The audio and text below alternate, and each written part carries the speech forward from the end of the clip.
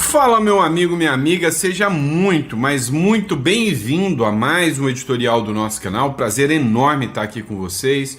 Hoje, dia 16, esse é o nosso primeiro editorial do dia, o nosso café com política. Tem muita coisa acontecendo, tá? Literalmente muita coisa acontecendo mesmo. O Donald Trump parece que realmente ele quer pôr fim de vez, né, ao regime do Nicolás Maduro.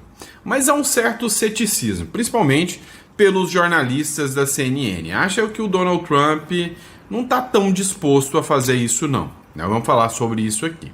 Outro ponto que nós vamos falar com vocês também é de uma decisão literalmente absurda do Paulo Gonet.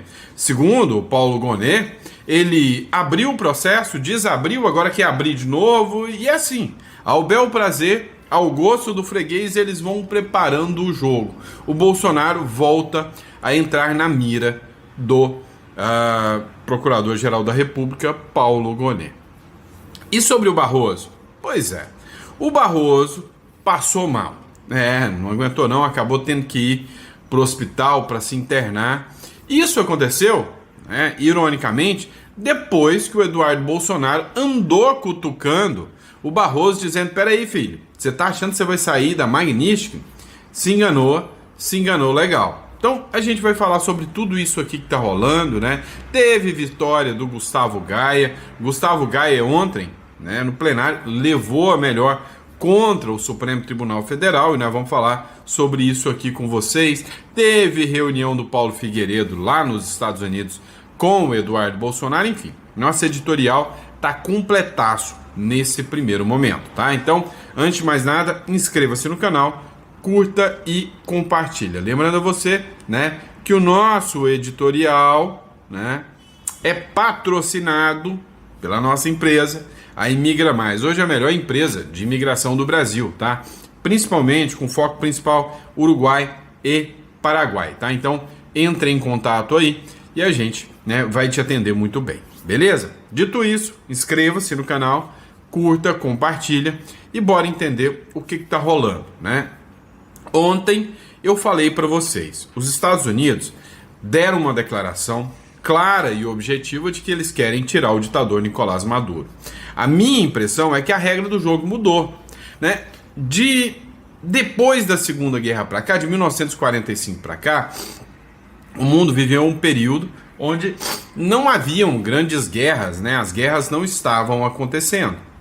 E aí, com base nisso, a questão da soberania foi muito fortalecida e o mundo tolerou, muito tempo ditaduras como a do Saddam Hussein, ditaduras como o Bashar al-Assad, enfim, várias ditaduras, e o mundo foi tolerando e essa paciência está acabando cada vez mais.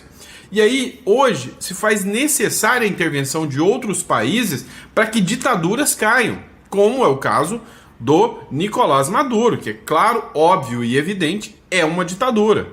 Olha, tem que ter um compliance internacional de vários países para validação das eleições. Se o povo escolheu mal, aí é problema do povo. Agora, tem que mudar a regra do jogo. O mundo já está cansado dessa loucura de ver gente morrendo nas mãos de ditadores só para se manter no poder. Aqui, essa matéria da Folha de São Paulo, a gente discutiu ontem com vocês. Os Estados Unidos ameaçam a Venezuela com bombardeiros pesados B-52. A gente falou sobre isso. Porém, o que eu quero falar com vocês agora é esse vídeo aqui, da CNN, que trata justamente da ida do Trump contra Maduro na Venezuela. Deixa eu trazer uma informação que acaba de ser confirmada pelo próprio presidente americano Donald Trump, ele confirmando que autorizou sim operações da CIA, a agência de inteligência americana, na Venezuela. Essa era uma informação que veio por meio da imprensa americana. Confesso que me fugiu aqui qual veículo, não me lembro se foi do Washington Post. New York Times. New York Times, desculpa. New York Times. New York Times trouxe esta informação hoje e agora sim o próprio presidente americano. A gente está vendo imagens ao vivo dele, direto dos Estados Unidos, mas o próprio presidente americano confirmando sim a autorização de operações da CIA na Venezuela. Claro que não sabemos exatamente que tipo de operações e vale lembrar tem ocorrido, né, já com alguma frequência, aqueles ataques contra embarcações que o governo americano atribui serem embarcações de narcotraficantes instalados na Venezuela. Se não me engano, o 6º ataque aconteceu ontem, deixando mortos, inclusive, e, enfim, todo esse contexto que foi mencionado pela líder da oposição na Venezuela, Maria Corina Machado, e questionada por Christiane Amanpour por que ela, ao receber o Prêmio Nobel da Paz, dedicou a premiação a Donald Trump, porque Maria Corina Machado defendeu, inclusive, intervenção externa dos Estados Unidos para derrubar o regime de Nicolás Maduro, o que causou ali alguma celeuma, digamos assim, porque seria a interferência de um país em relação ao outro, ainda que seja para derrubar um regime ditatorial como o de Nicolás Maduro. Mas agora, em breaking news, chegando esta informação, o próprio Donald Trump confirmando a autorização para que a CIA atue por meio de operações na Venezuela, a se ver quais. Lembrando, né, Débora, que ainda já há mais de 20 anos, cerca de 20 anos, mais de 20 anos, aliás, ainda no governo de Hugo Chávez na Venezuela e George W. Bush nos Estados Unidos, houve uma tentativa de derrubada do regime chavista e que foi mal lograda e que acabou levando ali, inclusive, a um recrudescimento da posição ali do governo de Hugo Chávez, depois sucedido, Hugo Chávez morreu e sucedido por Nicolás Maduro. Vamos lá, a gente precisa entender de muitas coisas, né?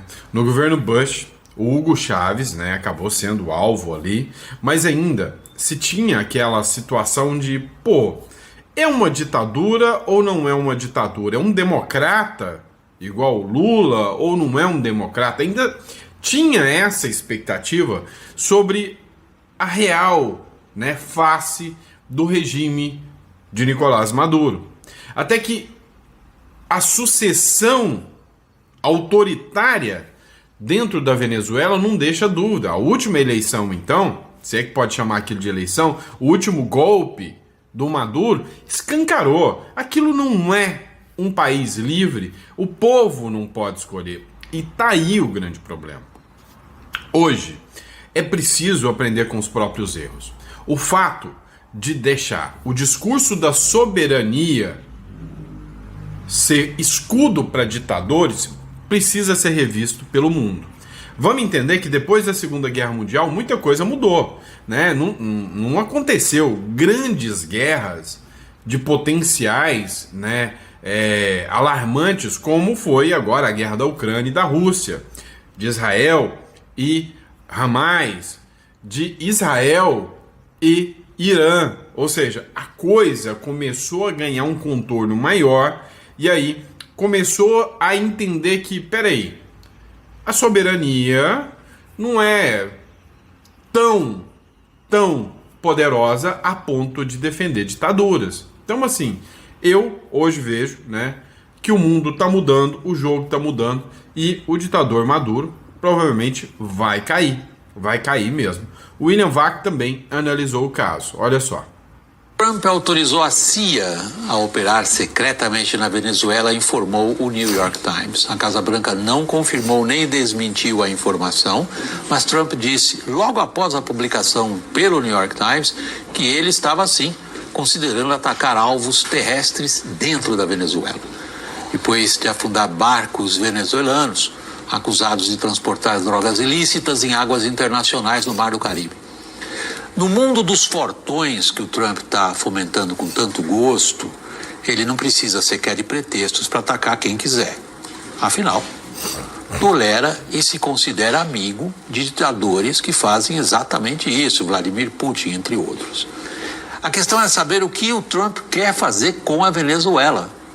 Há indícios sugerindo que ele pretende derrubar o regime ditatorial de Nicolás Maduro. A CIA, que em lugar algum do mundo derrubou regimes de países do tamanho da Venezuela, seria parte desse esforço. Assim como seria parte desse esforço um display inédito nesses tempos, né, de navios de guerra e tropas embarcadas americanas ali nos mares próximos da Venezuela. Bombardeios apenas não derrubam governos, a não ser quando acompanhados de soldados atacando no solo. Não há sinais, por enquanto, de que Trump estaria disposto a isso.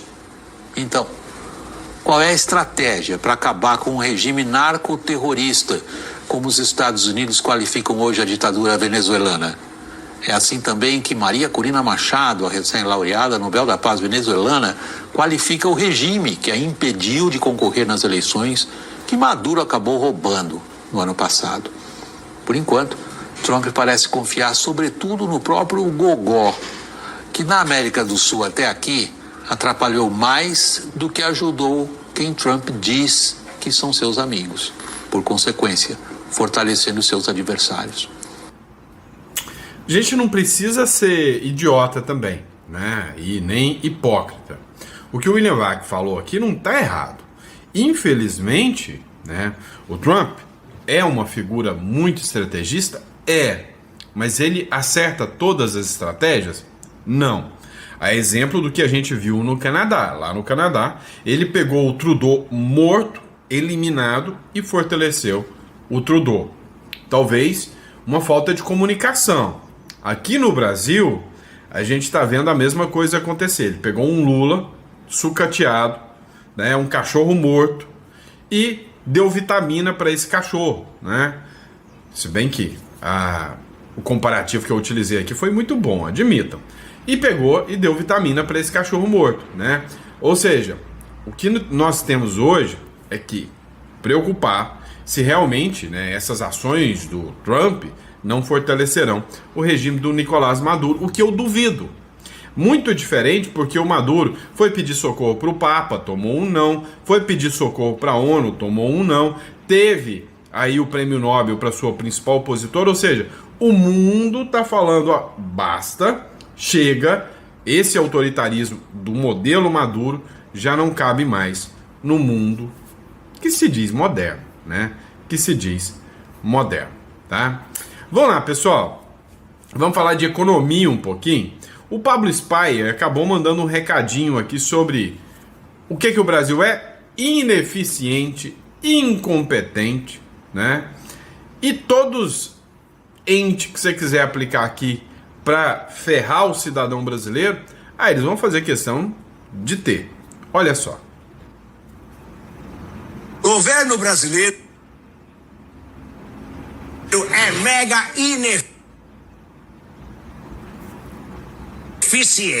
Dos 69 países analisados, o Brasil ficou com a vice-lanterna em eficiência governamental. Não me diga, o Brasil só perde pra Venezuela. A gente tá pior que a Namíbia, que a Mongólia. O ranking foi feito por um instituto global chamado IMD e a Fundação Dom Cabral. Entre os principais pontos de alerta estão alta carga tributária, crédito caro e a burocracia estatal. O Brasil é vice-lanterna no quesito protecionismo e antepenúltimo em finanças públicas, reflexo de um cenário de incerteza fiscal, excesso de barreiras comerciais e entraves burocráticos, segundo o estudo. E sabe o que isso significa para cidadãos, para empresários e para investidores? Falta de serviço eficiente, menos confiança no Estado e maior custo para todo mundo. É urgente. O Brasil precisa cortar desperdícios, simplificar processos e investir em gestão pública. O governo brasileiro é mega...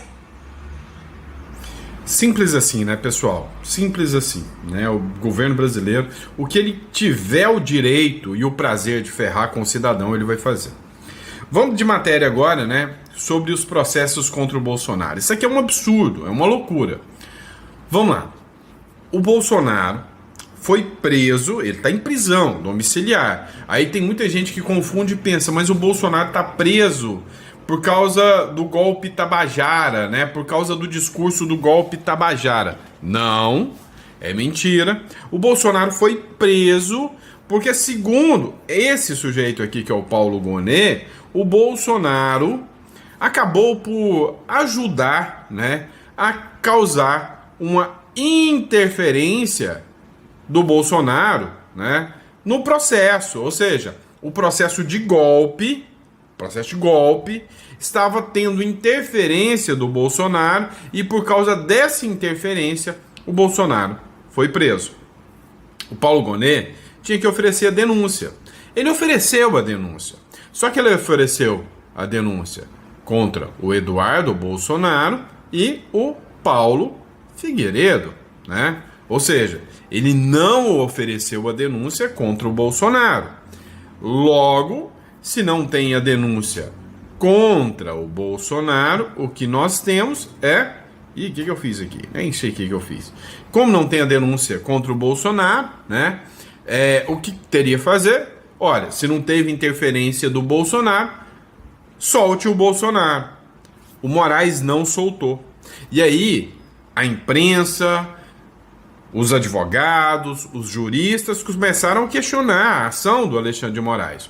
Em vez do Alexandre de Moraes reconhecer o erro e soltar o Bolsonaro, não. É o próprio Procurador-Geral da República que pede a reabertura, tá, pessoal? A reabertura do inquérito, ou seja, é ele que diz o seguinte: olha, não conseguimos pegar o Bolsonaro, o Alexandre de Moraes não liberou ele, então vamos atrás dele de novo, né? Vamos atrás dele para fazer a caveira dele. Mandou para a Polícia Federal passar a investigar o Bolsonaro de novo. O Procurador-Geral da República, Paulo Gonet, solicitou nesta quarta-feira ao Supremo Tribunal Federal a reabertura da investigação sobre a suposta interferência do ex-presidente Jair Bolsonaro. Segurança jurídica aqui no Brasil é nada. O cara tem um processo contra ele, o processo é arquivado, sem novos fatos, sem novas provas, o processo é reaberto. Segurança? Nenhuma, que parece que é ao gosto freguês. O Gonet disse que a nova fase desse inquérito vai buscar apurar uma possível ligação entre a interferência da PF, da chamada ABIN paralela, e a disseminação de ataques sistemáticos contra autoridades. Como assim? ABIN paralelo? O Bolsonaro nem é mais presidente. ABIN paralela para, sei lá, para falar em interferência no processo de agora. Cara, as coisas não batem, né?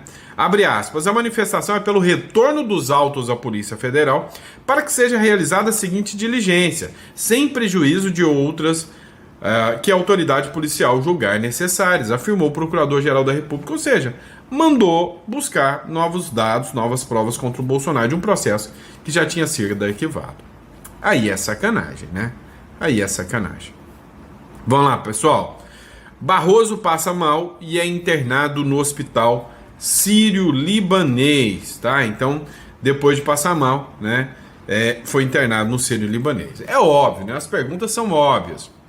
Foi pago com dinheiro próprio? Não. Você que pagou e eu que paguei. Vai pro SUS? De jeito nenhum. Gasta muito dinheiro público que poderia ir pro SUS? Sim. Barroso foi pro hospital. Pronto. Por quê? O ministro do Supremo Tribunal Federal, Luiz Roberto Barroso, passou mal nessa quarta-feira. Foi internado no Hospital Sírio-Libanês, em Brasília. Segundo a assessoria de imprensa do STF, Barroso deu entrada no pronto-socorro e realizou uma bateria de exames para investigar a suspeita de uma virose.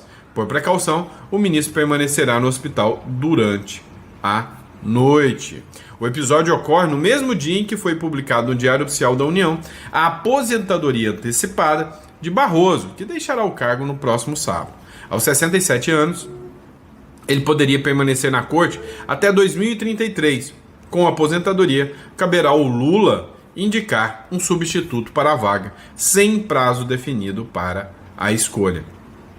Já falei para vocês, essas saídas dos ministros do Supremo é estratégia, né? É estratégia. Mas, coincidência ou não, ele resolve passar mal no mesmo dia que sai essa brincadeira aqui, ó. Estados Unidos manterá as sanções a Barroso após a saída do STF. É o que disse o Eduardo Bolsonaro, mas disse depois de uma reunião com o governo, né, o Departamento de Estado norte-americano. Ou seja, as sanções vão continuar. O Barroso não vai se livrar das sanções do governo norte-americano. Os Estados Unidos manterão a sanção aplicada ao ex-ministro Roberto Barroso após a sua aposentadoria do Supremo Tribunal Federal. A afirmação é do deputado Eduardo Bolsonaro e do comunicador Paulo Figueiredo, que dizem atuar junto à Casa Branca na aplicação de medidas contra autoridades brasileiras envolvidas na condenação de Jair Bolsonaro. Abre aspas, olha a fala do Eduardo. Me admira a pessoa achar que saindo da posição, isso é, saindo da Suprema Corte, né, isso limpará as besteiras feitas enquanto ocupava o cargo. O secretário Marco Rubio está sancionando com a perda de visto autoridades brasileiras devido ao Mais Médicos, implementado em 2014, lembrou o Eduardo Bolsonaro. Então ele disse, olha, não tem dessa não, as sanções americanas estão aí, estão chegando e chegaram para ficar. Agora, né, que tá dando dor de cabeça para eles, tá. O Paulo Figueiredo acabou de falar agora, fazer uma denúncia, de que também, né, tiveram policiais enviados para perseguir o Eduardo Bolsonaro lá nos Estados Unidos. Dá uma olhada nessa matéria. Isso é a primeira vez que eu estou dizendo isso. Mas órgãos de inteligência aliados procuraram Eduardo Bolsonaro e eu para nos avisar que nós também estávamos sendo alvos de monitoramento ilegal em solo americano. Algo que nós, obviamente, tomamos ciência e passamos a ter cuidado. E isso é algo que nós nunca dissemos publicamente, mas é a verdade. Nós recebemos informações de que também estávamos sendo alvo de monitoramento, inclusive pessoalmente, ilegais por agentes da Gestapo brasileira. E outros. Eu espero que eles tenham me visto nu e tenham se deparado com o meu enorme pênis e falado, caramba, esse cara aqui, é melhor a gente sair fora. Que me monitorem de perto e vão falar assim, porra, que maluco, pica. Quebraram todos os meus sigilos. Eu, por mim, projeto OnlyFans, vou só malhar mais para melhorar o shape, mas o projeto OnlyFans é inevitável. O fato é que a Flávia relata que havia diversos agentes da Polícia Federal, sendo que um específico ficou rodeando a barraca de água e monitorando o que ela estava fazendo. Para a sorte da Flávia, um homem chegou para cumprimentá-la, porque havia visto a Flávia dar entrevista do Coronel Gerson, e então ela pediu que ele ficasse ali na barraca d'água, impedindo até que ela estivesse sozinha na presença dos agentes da Polícia Federal.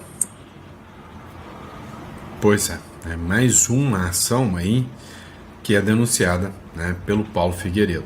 Agora, chama muita atenção também essa outra situação que envolve agora também o Eduardo Bolsonaro, né, e o próprio Paulo Figueiredo, que tiveram uma reunião e foi tema da CNN junto com o Departamento de Justiça norte-americano, Departamento de Estado norte-americano. Mas isso tem uma data muito específica. É o dia, né, que o pessoal do governo Lula quer se encontrar com o pessoal do Trump, e aí eles disseram que o Eduardo Bolsonaro, que o Paulo Figueiredo estão totalmente isolados. Mas não é bem assim, né? Pessoal isolado não tem reunião com o Departamento de Estado americano um dia antes do Departamento de Estado americano ter reunião com membros do governo. Olha o que disse aqui a CNN nesse caso.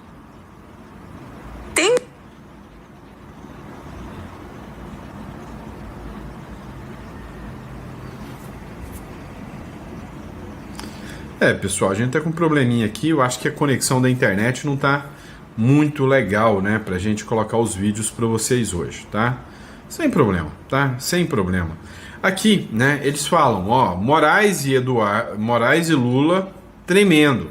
Eduardo Bolsonaro e Paulo Figueiredo recebidos no Departamento de Estado do governo de uma Donald apuração Trump. Do Caio Junqueira chegando, uma apuração bem interessante, especialmente pelo timing.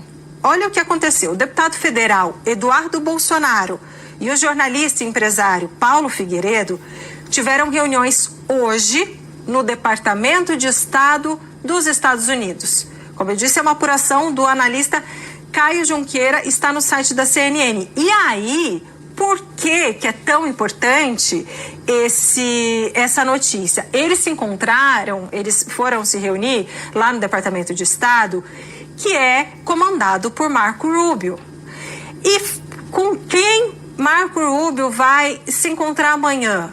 Com o ministro das Relações Exteriores do Brasil, Mauro Vieira. E aí, a CNN, né, ao Caio Junqueira, Paulo Figueiredo disse estar otimista com a perspectiva para esse encontro. Qual encontro? O encontro entre Mauro Vieira e Marco Rubio.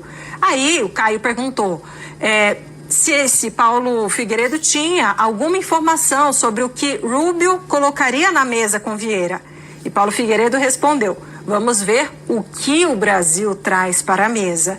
Então, é interessante, Yuri Pita, porque eles vão fazer ali quase que uma conversa prévia, né? E a gente sabe que o Marco Rubio é crítico ao governo do presidente Lula, ao Supremo Tribunal Federal e um defensor dos Bolsonaros, né? Então, assim, é algo... O timing, ele é especialmente... Como é que eu posso te dizer? Ele é especialmente maldoso, sabe? Ele é cruel, especialmente cruel esse timing, Yuri. Cruel, muito cruel. Pois é. Olha, não para por aí, tá? Mas não para por aí mesmo. Aqui no Brasil, né? Assim, os políticos estão perdidos. Eles não sabem que lado defender. Porque se defendem o governo Lula, estão defendendo a perseguição a pessoas e estão perdendo um lado gigantesco do eleitorado. Se defendem, se criticam o governo Lula, perdem mamatas, perdem emendas e acordos do lado do governo Lula. Agora, ontem viralizou essa fala aqui do próprio Hugo Mota, que é o presidente da Câmara dos Deputados. Olha só. Eu penso, o que eu penso assim, Miriam, sobre aquela questão do dia 8 é que essas pessoas, os generais, esse núcleo duro que foi recentemente aí julgado, que está em sede de embargos, eles tinham sim um desejo, talvez, de retomar o poder, não é? De poder, após a eleição, retomar. O papel do ex-presidente Bolsonaro é um papel que nós temos que, de certa forma, olhar com outro ângulo, porque o presidente estava fora do país. Ele foi embora do país, ele não estava aqui tramando, tal. Não tem como você dar um golpe estando em outro país, não é? Então, eu penso que tem papéis ali que nós temos que, de certa forma, diferenciar. E aí, eu acho que o papel foi muito mais de conivência do que de atuação, não é? E é importante que isso fique bem explicado para que, ao final, não se cometa injustiça com ninguém. Olha, se isso aqui não foi o reconhecimento que há necessidade de anistia, eu não sei o que mais pode ser utilizado como argumento, como justificativa, né, por esse pessoal aí. Eu não sei mais o que dizer.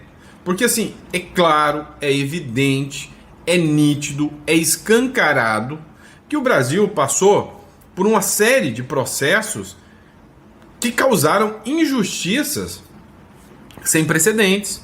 Em especial, os presos do 8 de janeiro foram os maiores injustiçados. Teve mãe que não vai ver o pai das suas filhas voltar para casa. É o caso do Clezão. O que mais tem é gente, né, que está longe da família, pai longe dos filhos, há muito tempo. Por quê? Fez uma publicação assim, assado. Isso é uma vergonha para o Brasil. Isso é uma vergonha, né, para esse Estado fanfarrático de direito, né? Não dá para falar que é democrático, é uma fanfarronice sem precedentes. E aí o Hugo Mota acaba de escancarar isso aqui agora, né? Acaba de escancarar agora, tá bom? E é isso, pessoal. Espero que vocês tenham gostado do nosso editorial. Sempre um prazer e uma honra estar aqui com vocês. Recado rápido: entre em contato com a Imigra Mais, sua empresa de consultoria e imigração para o Uruguai, tá? Deixa eu explicar uma coisa para vocês.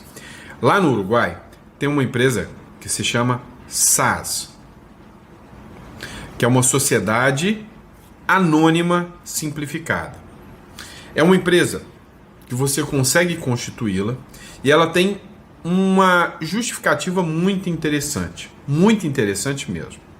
Ela fica registrado o contrato social dessa empresa dentro do Banco Central do Uruguai. E o Banco Central só entrega para fins criminais.